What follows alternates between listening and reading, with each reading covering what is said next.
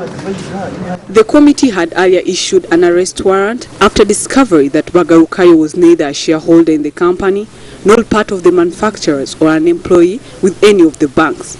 However, he withdrew $390,000 in just 2 consecutive days on March 15th and 16th this year.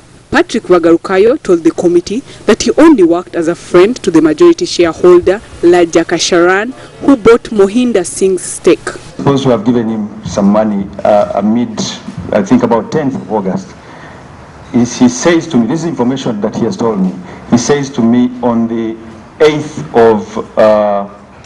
of August, they receive a letter from the Indian government distorting the whole loan process he had started.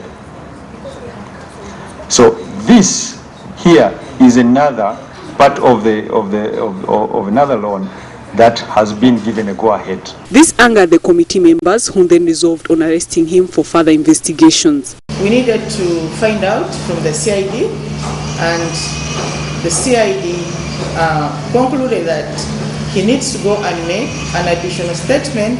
As we talk now, Mr. Bagarukayo is in the hands of the CID officers. We had gone to the canteen, me and Sereko and Sechikubo, to arrest him ourselves, but they told us they were sub-CIDs to take him. But when we came here to follow him, the CIDs took him in the Pajero car instead of putting him on a police 99 like another thief. Why should we arrest someone who has stolen a chicken? You put him on the 99, and someone who has stolen billions, you just put him in his car?